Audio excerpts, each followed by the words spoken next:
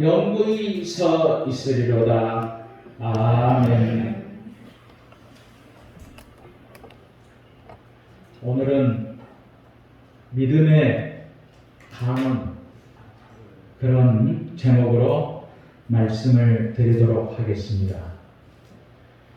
경주에 300년 동안 12대를 이어가면서 만석의 부자를 유지한 명문 가문이 있는데, 그 가문을 경주 최부자 가문이다, 이렇게 말합니다. 이 최부잣집의 이야기는 이 세상을 어떻게 살아야 하는지를 말해주고 있습니다. 이 경주의 최부잣집에는 6가지 가르침이 있습니다. 첫째는 가거를 보되 진사 이상은 하지 마라. 둘째는 재산은 만석 이상 지니지 마라. 셋째는 손님을 후하게 대접하라. 넷째는 흉년에는 땅을 사지 마라. 다섯째는 며느리들은 시집온 후 3년 동안 무명옷을 입어라. 여섯째는 사당 백리 안에 굶어 죽는 사람이 없게 하라. 이 6가지 가르침이 있습니다. 이 집안의 마지막 부자인 12대 최준이라고 하는 사람은 재물은 분노와 같아서 한 곳에 모아두면 악취가 나고 골고루 사방에 뿌리면 거름이 되는 법이다, 이렇게 했습니다. 그리고 지금의 영남대학교, 이 영남대학교를 최부잣집에서 처음으로 돈을 기부해서 박정희 대통령 당시에 공사를 시작해서 영남대학교가 탄생한 것입니다. 여러분, 명문 가문, 이 명문 가문이 무엇입니까? 명문가라고 하는 것은 사회적 신분이나 지위가 없습니다.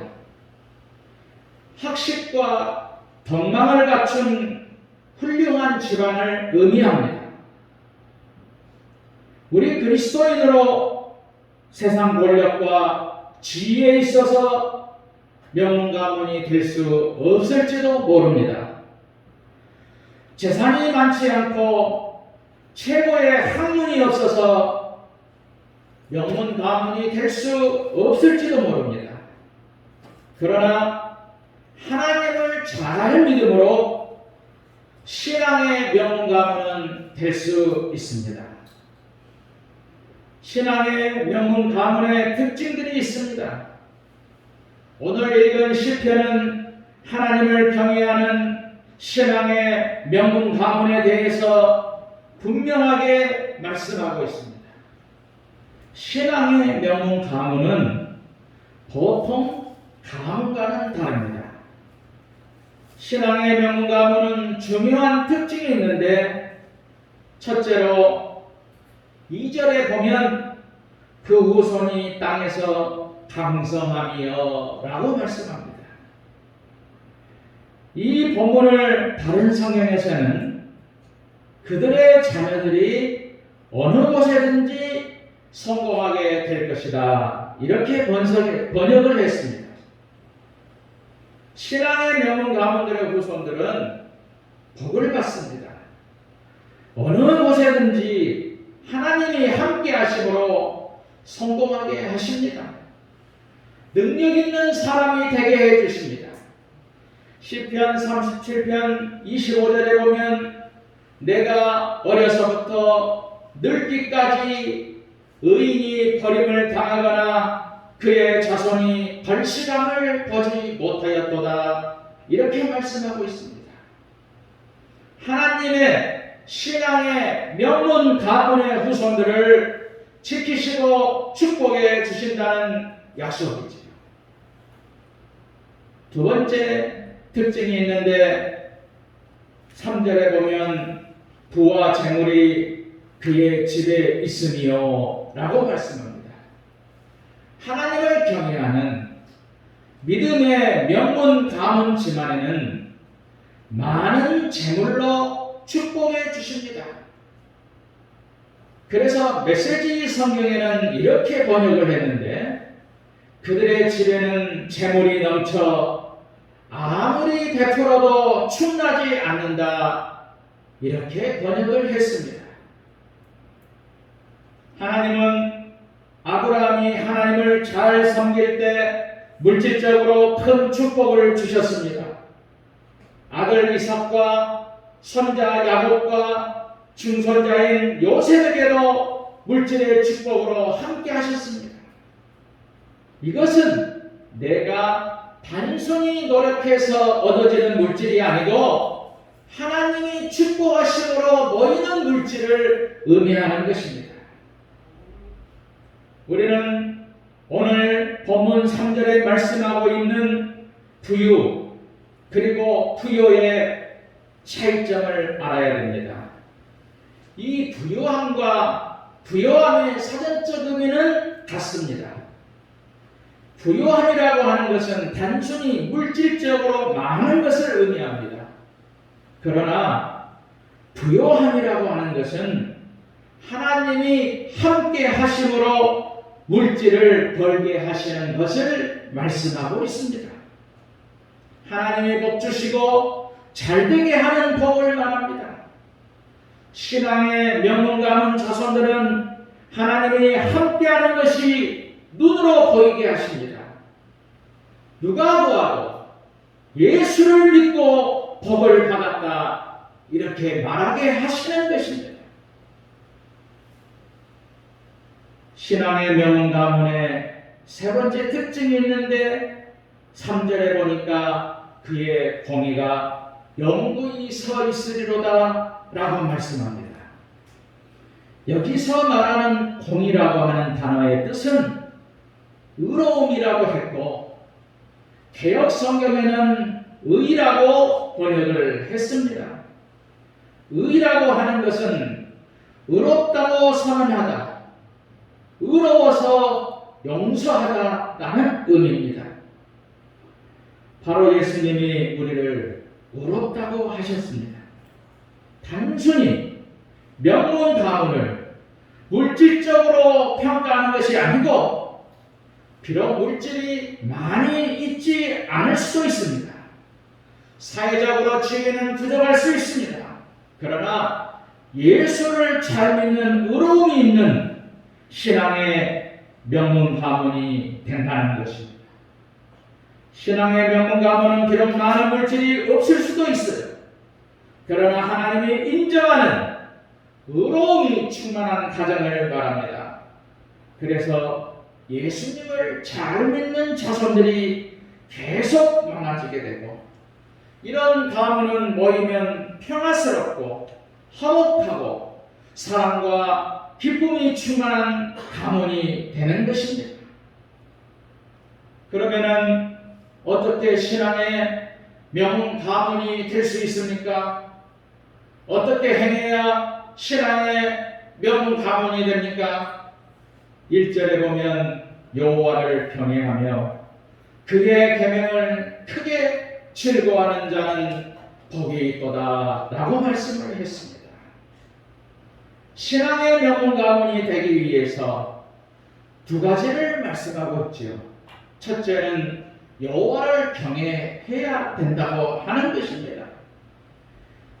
경외라고 하는 의미는 하나님을 진실하게 공경하고 너무나 크신 분위기에 두려워하는 것을 말합니다. 신앙의 명문 가문이 되기 위해서는 정말 하나님을 경외하는 신앙이 있어야 됩니다. 마음과 삶으로 하나님을 경외하는 신앙이어야 됩니다. 성경에 보면 하나님을 경외하는 것을 잘 보여주는 사람이 있습니다. 아브라함입니다. 아브라함은 신앙이 없었지만 부르실 때 따라갔습니다. 많은 시행착오를 겪지만은 하나님을 경외하려는 순수한 마음이 있었습니다. 하나님은 아브라함에게 아들을 주시겠다고 약속했지만 아들을 주시지 않았습니다. 할 수 없이 둘째 부인을 얻어서 아들을 낳았습니다. 그런데 너의 본처에게서 진짜 아들을 주시겠다 하시는 것입니다. 나이는 점점 들어서 아브라함이 99살이 되었습니다. 그때 찾아오셔서 내년 이맘때에 아들을 주시겠다고 하십니다. 너무 믿어지지 않아서 킥킥 웃었습니다. 그런데 100살이 되었을 때 아들 이삭을 낳은 것입니다. 이때 아브라함은 하나님은 살아계시다는 확실한 신앙을 가지게 되는 것입니다. 불가능을 가능하게 하시는 전능하신 하나님이심을 자신을 통해서 보았기 때문이지요. 그런데 그의 아들이 15살 정도 되었을 때에 제물로 바치라는 것입니다. 그런데 아들을 정말 모리아 산에서 아무런 이유 없이 제물로 바칩니다. 그는 정말로 하나님을 경외했기 때문이지요. 그때 하나님은 이제야 네가 나를 경외하는 줄을 알았다 하시면서 아들을 살려주십니다. 하나님을 그렇게 사랑하는 것이 정말 경외하는 것이지요. 주신 아들보다 어떤 것이라도 주실 수 있는 살아계시고 전능하신 하나님을 더 사랑하는 것이 경외하는 것입니다. 오늘 우리는 하나님이 주신 세상 것들의 정신을 빼앗겨서 하나님을 경외하지 않습니다. 주의 성수를 하지 않으면서 예배를 등한히 여깁니다. 물질을 하나님보다 더 사랑하는 것이 우리 신앙입니다.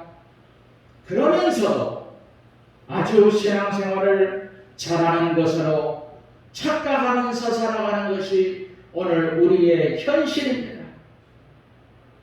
하나님을 경외할 때에 신앙의 명문 가문이 될 수 있습니다. 하나님을 정말 경외하시기를 바랍니다. 하나님을 이 세상에서 최고로 사랑하시기를 바랍니다. 두 번째로 하나님의 계명을 크게 즐거워하는 사람입니다. 오늘 본문 1절에 그의 계명을 크게 즐거워하는 자는 복이 있도다 이렇게 말씀하십니다.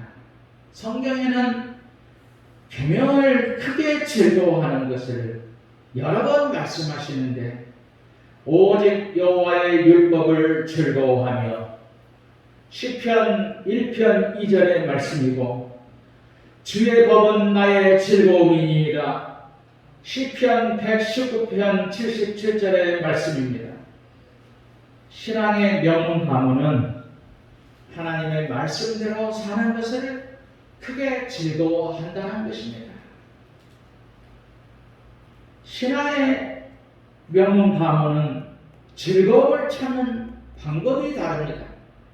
세상 사람들은 세상의 육적인 즐거움만을 찾는데 신앙의 가문은 하나님 안에서 즐거움을 찾는 것입니다. 주님 안에서 기쁨과 즐거움을 소유하는 가문이 신앙의 명문 가문이지요. 이런 가문은 주님과 기도로 교제함으로 행복을 얻습니다. 육적인 즐거움보다 영적인 즐거움을 행복으로 알고 살아갑니다. 그래서 말씀을 묵상하는 것을 즐거움으로 알고 살아가는 것입니다. 시편 1편 3절에서 보면 복 있는 사람은 악인의 길을 따르지 아니하며 죄인들의 길에 서지 아니하며 오만한 자의 자리에 앉지 아니하고 오직 여호와의 율법을 즐거워하며 말씀하고 있습니다. 신앙의 가문은 노는 물이 세상 사람들과 전혀 다릅니다.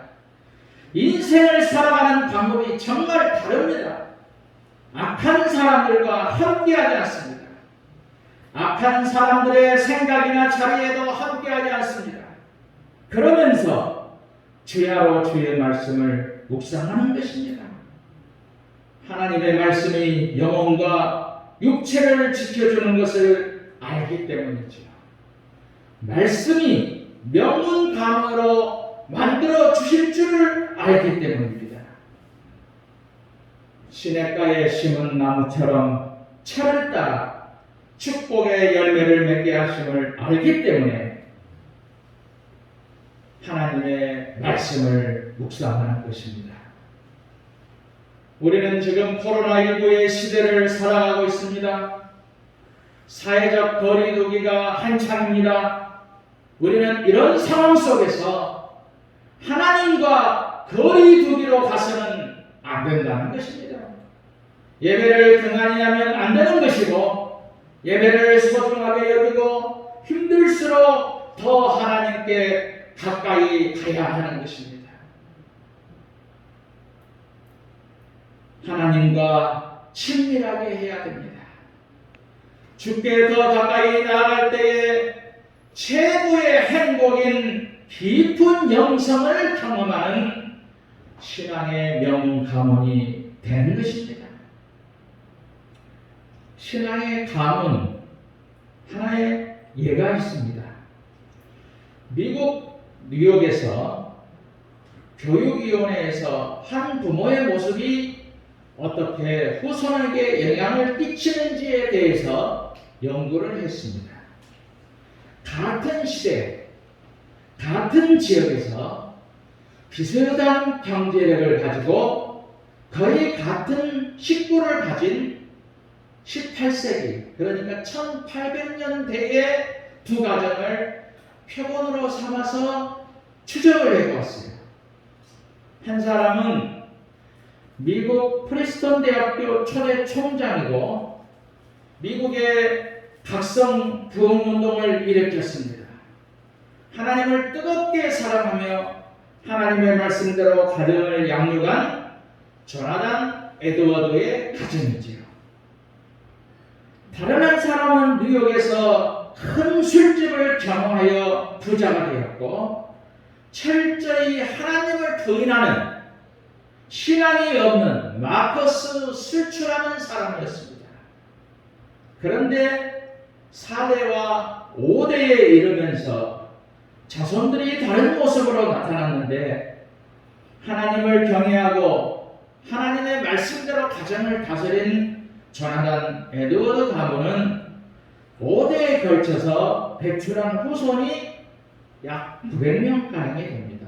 정확하게 896명입니다.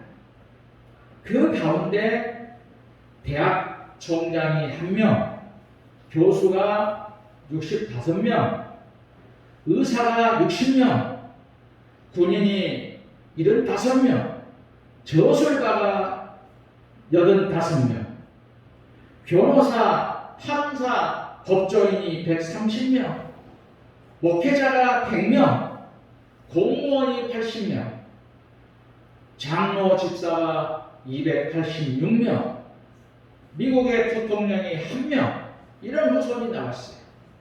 그런데 반대로 하나님을 부인한 슐츠의 자손들은 1062명입니다. 범죄자가 96명이고 정신병자와 알코올 중독자가 58명이고 율락가에서 성매매를 하는 여성이 65명이고 영세민이 286명, 제대로 된 제도 교육을 받지 못한 사람이 460명이 되어서 미국 정부의 슐츠 가문이 끼친 손해가 약 우리나라 돈으로 1550억 원이 되었습니다. 이는 믿음의 가문과 불신의 가문의 그 극명한 차이점을 우리에게 보여주고 있는 사실입니다. 사랑하는 성도 여러분, 우리가 이 세상을 살아가면서 최고의 진리나 물질을 가질 수는 없습니다. 그러나 그것보다 정말 소중한 것은 예수님을 사랑하고 하나님의 말씀대로 살아가는 신앙의 명가문이 될 수 있습니다. 나를 통하여 하나님을 보여드리는 축복의 통로가 될 수 있는 것입니다. 우리 모두 우리의 가정이 신앙의 명가문이 되시기를 바랍니다. 정말 하나님을 경외하시고 믿음으로 사시고 진실하게 하나님을 사랑하시고 하나님은 살아계시다, 전능하시다, 하나님께서 우리 가정을 축복하신다는 것을 우리는 믿음으로 확신하며 살아가야 할 것입니다. 그것이 우리 후손에게 선한 영향력을 끼치는 신앙의 명문가문이 되는 길이라는 사실을 기억하시고 우리 모든 가정이 신앙의 명문가문을 만들어 가시기를 주님의 이름으로 축원드립니다. 찬송가 428장을 찬송하시겠습니다.